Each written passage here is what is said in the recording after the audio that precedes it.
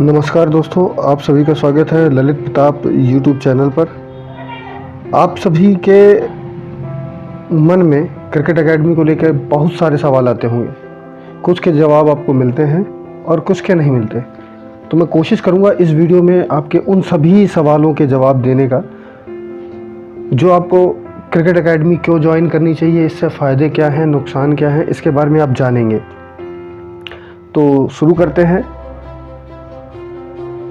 तो cricket academy, जिस प्रकार आप स्कूल ज्वाइन करते हैं, जहाँ स्कूल में एक अच्छी शिक्षा लेने के लिए और स्कूल ज्वाइन करने से पहले उसके बारे में जानकारी लेते हैं कि उस स्कूल में पढ़ने से हमको क्या फ़ायदा होगा, क्या नुकसान होंगे, ठीक उसी प्रकार एक क्रिकेट एकेडमी को ज्वाइन करने के लिए आपको उसके बारे में प्रॉपर इन्फॉर्मेशन कलेक्ट करनी चाहिए, जिससे आपको नुकसान ना हो।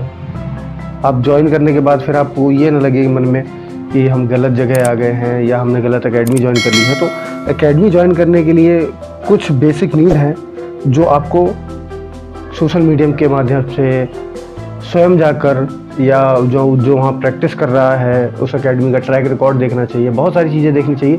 तो शुरू करते हैं उस वीडियो को। तो क्रिकेट एकेडमी हम अपने खेल को बेहतर बनाने व क्रिकेट को एक कैरियर के रूप में बनाने के लिए ज्वाइन करते हैं, क्योंकि क्रिकेट एकेडमी हमको सभी सुविधाएं एक जगह पर प्रोवाइड कराती है, जिससे हमको अलग से हमको वो सब ना करना पड़े। शायद ज़्यादातर ऐसा होता है कि हम क्रिकेट एकेडमी ज्वाइन करते हैं तो उससे हेल्प ये हो जाती है कि हमारे पास नेट्स की जो सुविधा है हम पर्सनल नहीं कर सकते हैं। बॉल वगैरह जो एक क्रिकेट की एसेसरीज़ है उसके बारे में नॉलेज नहीं होती है हमें शुरुआत में। तो नॉलेज प्राप्त करने के लिए भी हम क्रिकेट एकेडमी ज्वाइन करते हैं।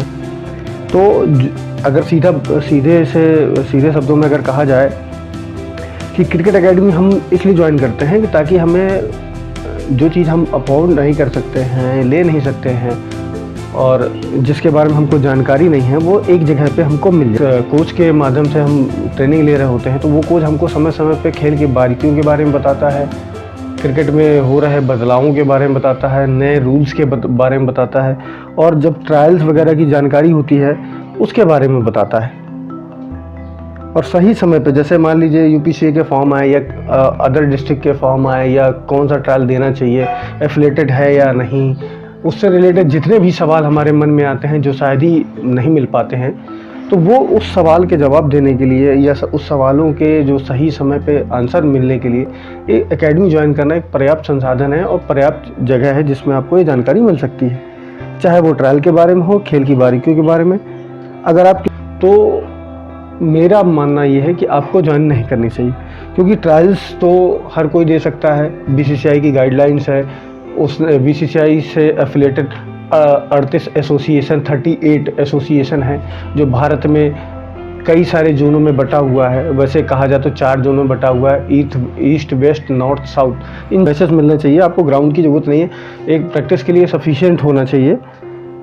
और उससे भी ज़्यादा इम्पोर्टेंट है कोच कौन है, क्योंकि अगर कोच अच्छा होगा, नॉलेजेबल पर्सन होगा, तो वो निश्चित तौर पे आपको अच्छा प्लेटफॉर्म भी दिलाएगा और ट्रायल से रिलेटेड या क्रिकेट से रिलेटेड जो भी आपकी समस्या आती है उसको समय समय पे सॉल्व भी करेगा।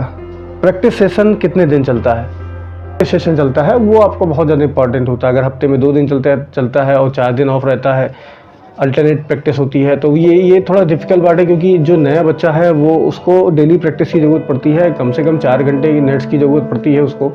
अगर नेट नहीं करता तो डिफरेंट एक्सरसाइजेज है, जैसे साइडो ड्रिल है, डेमो है और शॉर्ट ड्रिल्स है, इन सब पे काम करना पड़ता है। तो शुरुआत में ये सब चीज़ें आपको बहुत ज़्यादा देखनी पड़ेगी।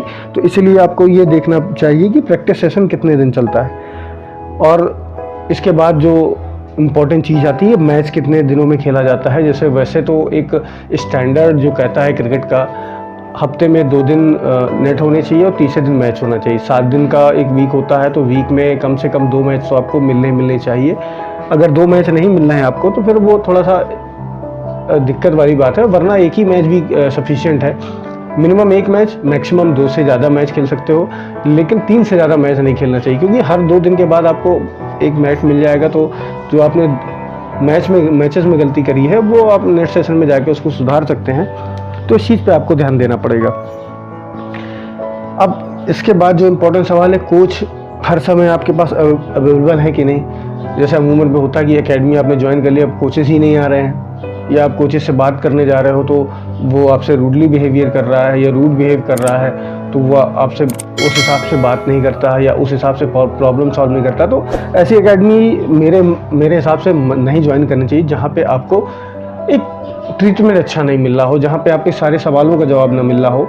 और एक चीज़ और याद रखिएगा कि ऐसे कोचों से आपको बच के रहना है जो एक दूसरे की कमियां निकाले, क्योंकि आप जब एक दूसरे, क्योंकि वो उसी फील्ड में है जिसमें अच्छी प्रैक्टिस होती है, दूसरी एकेडमी जिसमें अच्छी प्रैक्टिस भी होती है, दोनों में कंपटीशन अच्छा है।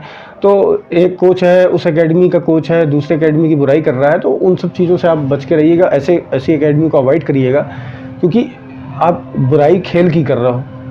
क्योंकि जो दूसरी एकेडमी भी कोचेज़ हैं वो कहीं ना कहीं कुछ ना कुछ तो सिखा रहे हैं, तभी तो बच्चे उनके पास जा रहे हैं।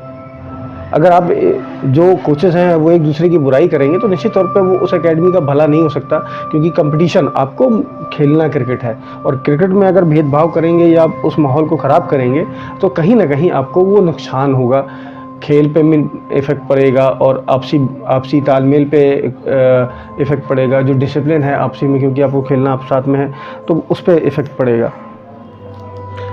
और इसके बाद है, हर खिलाड़ी को कितने समय के लिए नेट मिलता है। अब जैसे कम नेट होंगे, मान लीजिए 2 ही नेट हैं और एडमिशन 40 से 50 बच्चों का एडमिशन है, तो एक खिलाड़ी को मुश्किल से 2 या 3 मिनट के लिए नेट मिलेगा, तो वो थोड़ा सा टिपिकल वाली बात है।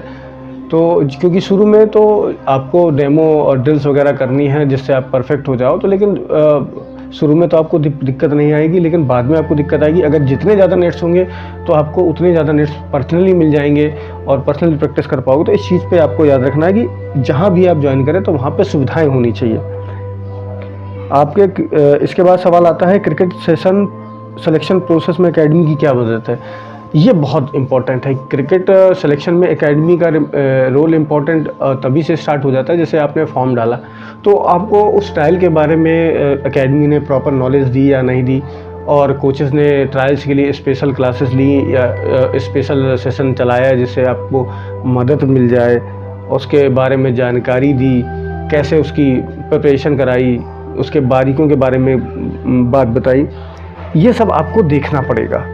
अगर ऐसी सुविधाएं आपको नहीं मिल रही तो ऐसी एकेडमी मत ज्वाइन करें, जहाँ पे ऐसी एकेडमी ज्वाइन करें जहाँ पे ये सारी सुविधाएं आपको मिल जाए। और एक चीज़ मैं और पर्सनल कहूँगा कि आपको एकेडमी में खाली ग्राउंड देख के नहीं जाना, खाली ये सुविधाएं देख के नहीं जाना। अगर कोचेज़ अच्छे हैं, नो डाउट, अगर आप कोचेज़ अच्छे हैं, वो आपको सुविधाएं प्रोवाइड कराते हैं, आपको जिसके साथ ज़्यादा आपका कोऑर्डिनेशन बनता है, बॉन्डिंग अच्छी बनती है जिस कोच के साथ में, तो उस कोच के साथ में प्रैक्टिस करनी चाहिए। जैसे ही पहले ही बताया कि किसी भी एकेडमी, क्रिकेट एकेडमी में या कोई भी संस्थान हो, उसमें जो वहाँ पे ट्यूटर है, इंस्ट्रक्टर है, उसकी भूमिका बहुत इंपॉर्टेंट होती है। अगर अच्छे इंस्ट्रक्टर मिल जाएंगे, कोचेस मिल जाएंगे, तो निश्चित तौर पे आपको वो आपका पूरा जीवन बदल देते हैं।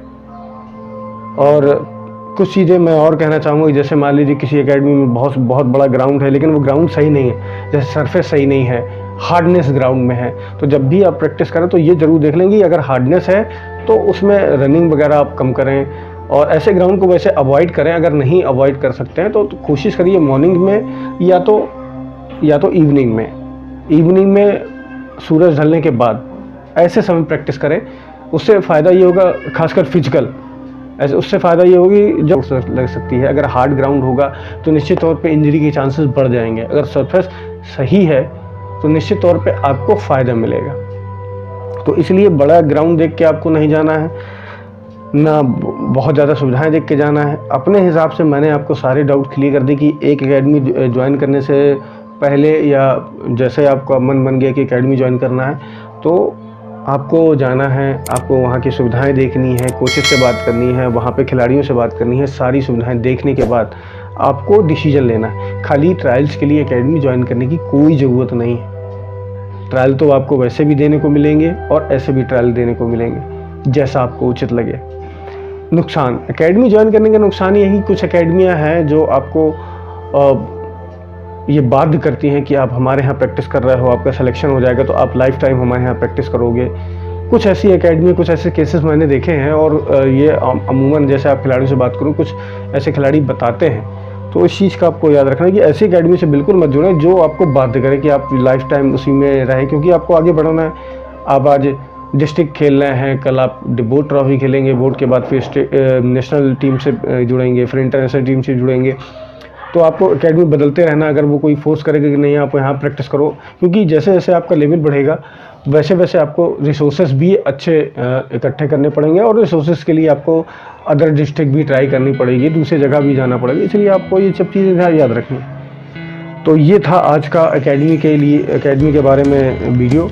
आशा करता हूँ आपको ये वीडियो अच्छा लगेगा। और मैंने मेरे यूट्यूब पेज में 3-4 एकेडमी के ओवरव्यू मैंने रखे हैं। एक एकेडमी का, क्रिकेट एकेडमी के नाम से एक फोल्डर बना के रखा है, आप चाहें तो उसमें देख सकते हैं। और ज़्यादा जानकारी के लिए डिस्क्रिप्शन बॉक्स में मैं लिंक डाल दूँगा। और अगर आपके मन में एकेडमी से रिलेटेड या क्रिकेट के किसी भी पार्ट से रिलेटेड कोई भी क्वेरी हो तो आप मुझे बताएं, और चैनल के आई बटन पर क्लिक करके उनका लिंक मिल जाएगा, आप जाके देख सकते हैं। मैं कोशिश करूँगा कि जितना भी सिंपल हो सकता है और जितना बेस्ट तरीका हो सकता है मैं आपको बताऊं। और एक चीज़ मैं लास्ट में कहना चाहूँगा कि इस चैनल में उद्देश्य ये है कि जो हम चीज़ बोलें वो आपको रियल में मिलनी चाहिए। ऐसा नहीं है कि मैंने थंबनेल गलत लगा दिया तो मैं इन्फॉर्मेशन उसको डाइवर्ट कर दूँ। नहीं, मेरी कोशिश रहेगी कि जो चीज़ मैं आपके सामने प्रेजेंट कर रहा हूँ वो सही हो, और जिस उद्देश्य के लिए आप मेरे चैनल से जुड़े हो वो आपको पूरी मत